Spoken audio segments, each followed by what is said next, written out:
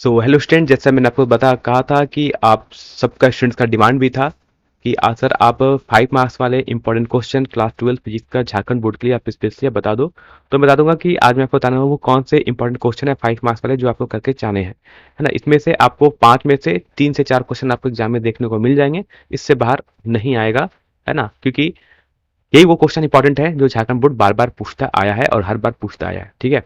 इसके अलावा आपने जो पढ़ा होगा वो भी इंपॉर्टेंट है, लेकिन ये क्वेश्चन जो बहुत ज्यादा इंपॉर्टेंट है वो 5 मार्क्स के लिए, वो कंफर्म कर लो, ठीक है। वीडियो में बताएंगे कि आपको कि इसमें क्या क्या पढ़ना जरूरी है। तो मैं आपका सारे क्वेश्चन बता चुका हूँ। आंसर की अगर बात करूँ तो सर देखो, ये जो इसका जो आंसर होगा वो इंग्लिश और हिंदी दोनों में होगा। इसका आंसर कहाँ मिलेगा? तो इसका आंसर मिलेगा, मैंने आपका जितना वन शॉट का रिवीजन है, मैंने सारे वो 5 मार्क्स वाले क्वेश्चन वहां पर कराए हैं टॉपिक वाइज। आपको क्या करना है, जाके वो सारे वहां से पीडीएफ से उन सारे आंसर को ढूंढ लो, एक एक पीडीएफ खोलो और वहां से आंसर को नोट डाउन कर लो, ठीक है। और पीडीएफ कहाँ मिलेगा? पीडीएफ आपको पता है, वीडियो के एंड में बताएंगे कि वो पीडीएफ आपको कहाँ मिलता है।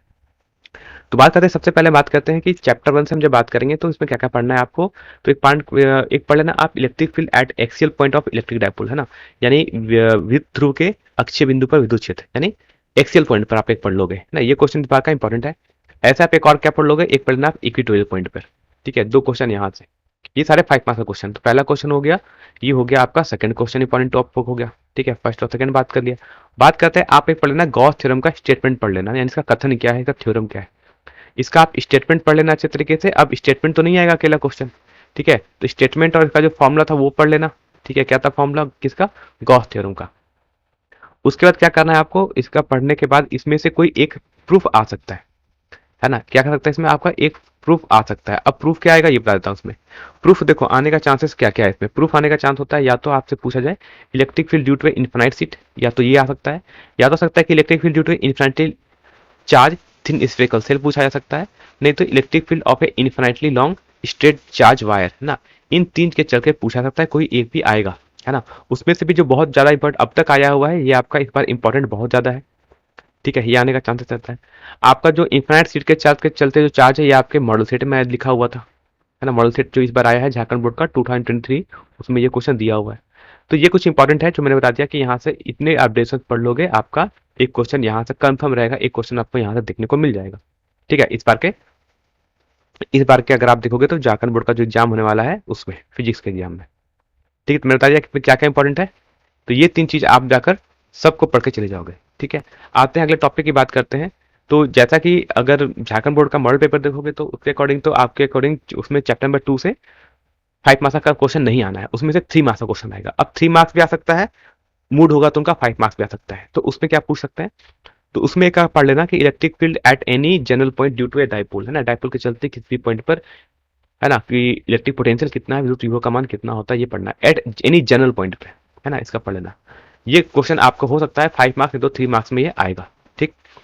अगला टॉपिक आता है, इसको बोलते हैं पैरेलल प्लेट कैपेसिटर का। आप इसका डेरिवेशन पढ़ लेना पूरा, है ना, कि पैरेलल प्लेट कैपेसिटर का डेरिवेशन क्या होता है, इसको पढ़ लेना। ये भी क्वेश्चन आपके 3 मार्क्स के लिए इंपॉर्टेंट है ना। किरचॉफ लॉ पढ़ लोगे, क्योंकि करंट इलेक्ट्रिसिटी चैप्टर से देखा जाए तो एक क्वेश्चन आने वाला है इस बार 5 मार्क्स में। अब 5 मार्क्स में क्या पूछ सकते हैं, तो देखो 5 मार्क्स में जो उनके पास जो पूछने लायक जो चीज होता है, वो तो एक होता है आपका कि वो किरचॉफ लॉ का करंट लाइन वोल्टेज आप पूछेंगे पूरा स्टेटमेंट के साथ, इसका प्रूफ। प्रूफ में नहीं कुछ करना होता है, स्टेटमेंट लिखना पड़ता है ना पूरा, है ना। व्हाट इज किरचॉफ लॉ क्या होता है, ये किस कंजर्वेशन लॉ पर बेस्ड है, और इसका एक डायग्राम बना लो। दोनों का डायग्राम बना लोगे तो भी आपका काम चल जाएगा। किरचॉफ लॉ का ऐसे पूछा जा सकता है, किरचॉफ का करंट एंड वोल्टेज लॉ। और हो सकता है इस पर एक न्यूमेरिकल आ जाए, ऐसा छोटा सा न्यूमेरिकल हो जाएगा। तो मिक्स करके ये क्वेश्चन पूछ सकते हैं आपके 5 मार्क्स में। तो इसको पढ़ लोगे आप करंट इलेक्ट्रिसिटी चैप्टर से, ठीक है।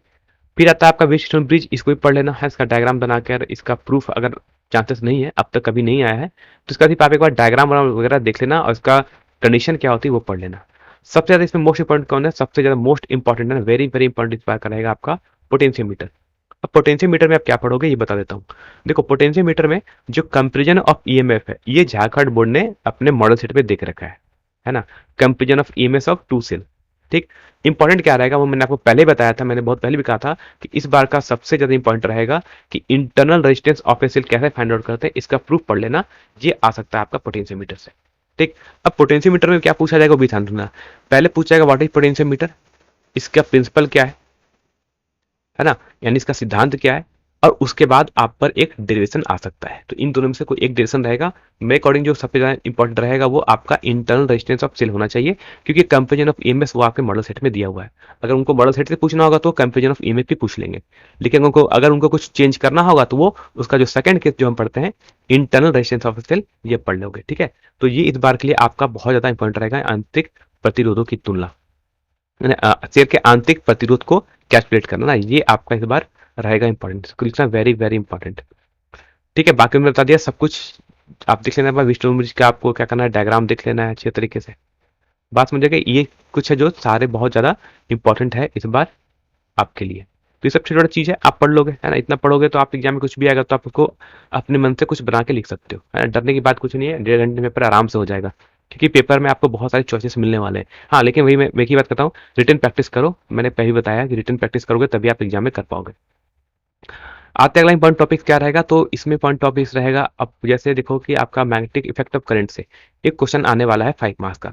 अब यहाँ पर 5 मार्क्स वाले क्वेश्चन की भरमार लगी है ना। वो क्या पूछ सकते हैं, पूछने का तो पूछ सकते हैं कि स्टेट बताओ, स्टेट्स एम्पियर सर्किट लॉ, है ना, एम्पियर सर्किट लॉ का नियम का क्या था, और उसकी हेल्प से एक इन्फिनाइटली लॉन्ग स्ट्रेट वायर पर कितना मैग्नेटिक फील्ड बनेगा, इसकी वैल्यू कैलकुलेट कर लो। ठीक है, तो पहला क्वेश्चन तो ये हो जाएगा इंपॉर्टेंट। दूसरा इंपॉर्टेंट टॉपिक आएगा, उसको बोलते हैं force between two parallel current carrying conductors, है ना। दो पैरेलल करंट कैरिंग कंडक्टर्स हैं उसमें, तो उन दोनों के बीच में कितना बल लगेगा, है ना, यानी दो समांतर धारावाही चालकों के बीच बल कितना लगेगा, इसका भी फॉर्मूला का प्रूफ पढ़ लोगे। आई थिंक ये अभी आपके इस बार मॉडल सेट में दिया हुआ है ना। ये क्वेश्चन आपके मॉडल सेट में इन्होंने इस बार दिया था 2023 में। तो ये क्वेश्चन चाहने का चांस तो कम है। तो चाहने का चांस क्या हो सकता है आपका, एम्पियर सर्किट लॉ, क्योंकि एम्पियर सर्किट लॉ पहले भी बहुत बार पूछा गया है, 2-3 सालों में देखोगे कि ये क्वेश्चन आया हुआ क्वेश्चन। ठीक, एक आप पढ़ लेना इसके बाद साइक्लोट्रॉन। साइक्लोट्रॉन इस बार के लिए इंपॉर्टेंट है, क्योंकि साइक्लोट्रॉन कोरोना के समय से ये गायब था, है ना। क्यों गायब था सर कोरोना से, तो कोरोना के समय ये सिलेबस से हट चुका था, यानी सिलेबस में हमारे था ही नहीं। इस बार से ये फिर से आ गया है साइक्लोट्रॉन। तो साइक्लोट्रॉन का पूरा कैसे वर्किंग है ना, वो कैसे काम करता है, उसका सिद्धांत क्या है, डायग्राम क्या है, सब कुछ, है ना, सबका सब कुछ पूरा। साइक्लोट्रॉन का मतलब होता है सब कुछ उसके बारे में पढ़ के जाना। फिर से कह रहा हूँ, सब कुछ कहाँ मिलेगा, पीडीएफ में। मेरा जो 1 शॉट का रिवीजन है उसके पीडीएफ में सब मिल जाएगा, इंग्लिश और हिंदी दोनों में लिखा हुआ है। ठीक है, पढ़ लेना। जो नहीं पढ़े उनके लिए, जो पढ़ लिए हैं वो अपनी नोट्स कॉपी को देखो और वहां पर टिक मार लो। एक आप पढ़े थोड़ा सा मूविंग कॉइल किलोमीटर, बहुत ज्यादा इंपॉर्टेंट नहीं है, लेकिन इसको भी देख सकते हो कि मूविंग कॉइल किलोमीटर कैसे वर्क क्या होता है। ठीक है, एक छोटा सा इसका डेरिवेशन है, इसको आप पढ़ सकते हो। तो ये क्वेश्चन भी इस बार आपके लिए इंपॉर्टेंट रहेगा, है ना, मूविंग कॉइल गैलोमीटर। नहीं होगा तो ये 3 मार्क्स में या 1 मार्क्स में पूछा जा सकता है इसके बारे में। ठीक है, म्यूचुअल इंडक्शन का प्रूफ पढ़ लेना इस बार। ठीक है, म्यूचुअल इंडक्शन का आप लोग प्रूफ पढ़ लोगे अच्छे से इस बार, क्योंकि प्रूफ इसका आने का चांस हो सकता है इस बार इस चैप्टर से, क्योंकि चैप्टर में बहुत कुछ है। ठीक है, ये हम बात करते हैं म्यूचुअल इंडक्शन। ये क्वेश्चन आएगा तो आपका ये क्वेश्चन 3 मार्क्स में आएगा, क्योंकि आपका इलेक्ट्रोमैग्नेटिक इंडक्शन से जो क्वेश्चन आने वाला वो 3 मार्क्स का आने वाला है, अगर आप देखोगे कि इस साल के मॉडल सेट के अकॉर्डिंग, तो ये 3 मार्क्स का होना चाहिए। उसके बाद बात करते हैं कि आपको एक एसी जनरेटर पढ़ लेना, है ना। एसी जनरेटर भी आप इस बार 3 मार्क्स में पढ़ लेना, है ना। ये क्वेश्चन आपके 3 मार्क्स में पूछा जाएगा, व्हाट इज एसी जनरेटर, इसका सिद्धांत क्या है, डायग्राम बना दो, और एसी जनरेटर में कौन कौन से पार्ट्स होते हैं ना, ये सब पढ़ लेना। ये भी क्वेश्चन आपका रहेगा इस बार 3 मार्क्स के लिए। ये चैप्टर था आपका इलेक्ट्रोमैग्नेटिक इंडक्शन, जिसको बोलते हैं विद्युत चुंबकीय उत्प्रेरण, है ना, प्रेरण से बात करते हैं। समझ जाएगा, इतने टॉपिक्स हैं, देख लो, टिक मार लो। नहीं पढ़ा है तो पीडीएफ में मेरे से देख लेना, वहां मैंने सब बताया था। आते हैं फिर एक इस बार 5 मार्क्स के लिए, अगर आप पढ़ो थोड़ा प्रूफ करोगे आपके एसी करंट चैप्टर से, है ना। तो एसी करंट चैप्टर से आपके लिए ये दोनों बहुत इंपॉर्टेंट है। मेरे अकॉर्डिंग इस पर सबसे ज्यादा इंपॉर्टेंट ये रहेगा आपके लिए, है ना। इसको लिखना मोस्ट इंपॉर्टेंट कि एलसीआर सर्किट के लिए उसमें रेजोनेंस की कंडीशन और इंपिडेंस का एक्सप्रेशन, है ना, वो सब आप पूरा अच्छे तरीके से पढ़ लोगे। ठीक है, यानी एलसीआर सर्किट आपको पढ़ के जाना है बहुत अच्छे तरीके से। इस बार के लिए आपके सबसे ज्यादा इंपॉर्टेंट ये चीज होने वाला है। फिर एक इंपॉर्टेंट टॉपिक जो और रहेगा वो आपका रहेगा इस बार के लिए स्टेप अप ट्रांसफार्मर, है ना।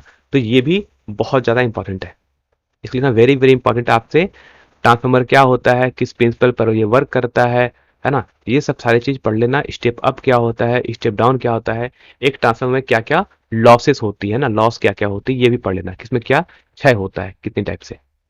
ठीक है, ये सब पढ़ लोगे। ठीक, आते हैं अब हम वेव रे ऑप्टिक्स चैप्टर में। तो रे ऑप्टिक्स चैप्टर से आपका इस बार एक क्वेश्चन आएगा 5 मार्क्स का।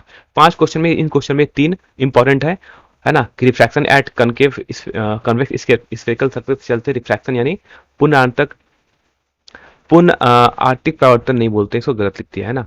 यानी एक स्फेरिकल, एक गोलाकार सतह से अपवर्तन, है ना, गोलाकार सतह से अपवर्तन, ये पढ़ लेना, ठीक है।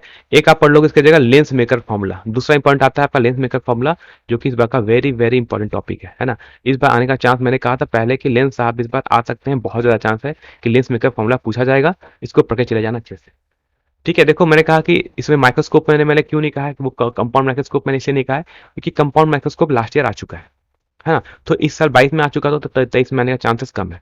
वैसे लास्ट ईयर आपने पढ़ लिया होगा, ठीक है, तो अगर पढ़ लिया तो अच्छी बात है। जो क्वेश्चन नहीं पूछा जाएगा वो मैं दे रहा हूँ, जो 22 में पूछ गया है वो क्वेश्चन हम नहीं बता रहे हैं यहाँ पर। जैसे एसी खंड में पूछोगे, बहुत स्टूडेंट्स है कि सर वो आरएमएस वैल्यू और मीन वैल्यू नहीं पूछा है, क्योंकि वो लास्ट ईयर आ चुका है, तो इस साल आने का चांसेस कम है।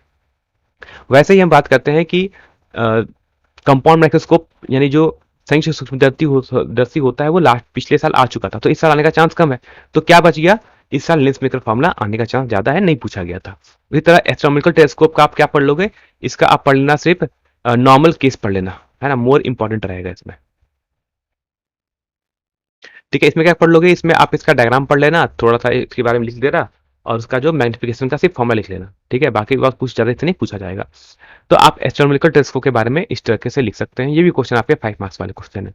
एक क्वेश्चन मैंने दिया है, तो मैंने वो प्रिज्म वाला नहीं पूछा है ना, जो प्रिज्म में से रिफ्रैक्शन होता है, तो जो Snell sum of refractive index निकालते थे, mu equal to sine A plus delta M by two, minimum deviation का केस, वो केस मैंने इसलिए भी नहीं दिया है क्योंकि वो भी क्वेश्चन लास्ट ईयर आ चुका है। तो वेव ऑप्टिक्स, रे ऑप्टिक्स से लास्ट ईयर 2 क्वेश्चन आया था। एक क्वेश्चन आया था आपका कंपाउंड माइक्रोस्कोप आया था, और दूसरा आपका आया था वो प्रिज्म वाला फॉर्मूला प्रूफ आया था, मिनिमम डेविएशन वाला। तो इस बार चांसेस नहीं के बराबर है कि पिछले साल का क्वेश्चन वो पूछ दे, ठीक है। अब बात करते हैं वेव ऑप्टिक्स से क्या पूछा जाएगा। तो वेव ऑप्टिक्स से भी इस बार इंपॉर्टेंट रहेगा, तो वेव ऑप्टिक्स से आप पढ़ लेना हाइजेंस प्रिंसिपल का थ्योरी क्या था, एजम्पशंस क्या थे, है ना, उसकी क्या अवधारणाएं थी, वो लिख लेना। और इसके बेस पर आप रिफ्लेक्शन पढ़ लेना इस बार प्रूफ, ठीक है। रिफ्लेक्शन वाला पार्ट इस बार आ सकता है क्योंकि 2 साल पहले ये क्वेश्चन आया हुआ था, ठीक, यानी प्रवर्तन का नियम कैसे हम प्रूफ कर सकते हैं, इसके आधार पर इसको पढ़ लेना। अब यहाँ पे मैंने क्यों नहीं दिया है वो रिफ्रैक्शन वाला नहीं चीज हमने दिया है, मैंने अपवर्तन वाला नियम क्यों नहीं लिखा है, क्योंकि अपवर्तन वाला नियम यानी जो रिफ्रैक्शन प्रूफ करना था वो लास्ट ईयर आ चुका है, इसलिए इस बार फिर से कर रहा हूँ, उसके आने के चांस कम है, ठीक। अब और क्या सकता है, एक अच्छा इंपॉर्टेंट क्वेश्चन है, वो इस बार आप पढ़ लेना, यंग्स डबल स्लिट एक्सपेरिमेंट का प्रूफ पढ़ लेना, ठीक है, कि कैसे आप वो फ्रिंज विड्थ कैसे निकालते हो यंग्स डबल स्लिट एक्सपेरिमेंट से। उसके अलावा आप बाकी क्या पढ़ लोगे, वाटर इंटरफेरेंस वगैरह क्या होते हैं तो पढ़ लोगे ना, कंस्ट्रक्टिव इंटरफेरेंस क्या होता है, डिस्ट्रक्टिव इंटरफेरेंस क्या होता है, ये तो आपको पढ़ के ही जाना है। बाकी ये क्वेश्चन जो बता रहे हैं ये सारे 5 मार्क्स वाले क्वेश्चन है, तो 5 मार्क्स क्वेश्चन वेव ऑप्टिक्स से ये 2 क्वेश्चन में कोई एक आ सकता है, ठीक है। तो बस इतना ही था, आपके इंपॉर्टेंट टॉपिक्स बता दिए 5 मार्क्स के। आगे आप पढ़ोगे dual nature of matter, radiation, atoms, nuclei, semiconductor यानी अर्धचालक वगैरह चैप्टर, यानी नाभिकीय और परमाणु चैप्टर से क्वेश्चन नहीं आएगा 5 मार्क्स का, क्योंकि 5 मार्क्स नहीं, वहां से 3 मार्क्स से क्वेश्चन आते हैं। कौन से क्वेश्चन इंपॉर्टेंट आते हैं वो मैंने आपको बता दिया था। तो इस वीडियो के डिस्क्रिप्शन में आपको बहुत सारा लिंक मिल जाएगा इंपॉर्टेंट क्वेश्चन के डेरिवेशन, चाहे वो 3 मार्क्स के हो, 1 मार्क्स के हो, कौन कौन आएगा, वो एक ग्रुप पे आपको 4 वीडियो मिल जाएंगे, उस 4 वीडियो को जाकर देख लो अगर नहीं देखा है तो, ठीक है। वहां से भी आपको सारे मिल जाएंगे कि और जो अदर टॉपिक्स बच गए हैं, चैप्टर बच गए हैं, उनमें से क्या इंपॉर्टेंट क्वेश्चन आने वाला है, ठीक है। तो इतना के लिए इतना ही था, बाकी इसको कंप्लीट कर लेते हैं। अब आपका 5 मार्क्स पे क्वेश्चन यहाँ कंफर्म हो जाता है। बायो का हम आपको कुछ इंपॉर्टेंट बता देंगे, और कुछ आपका लाइव टेस्ट है वो हम जल्दी ले लेंगे, ठीक है।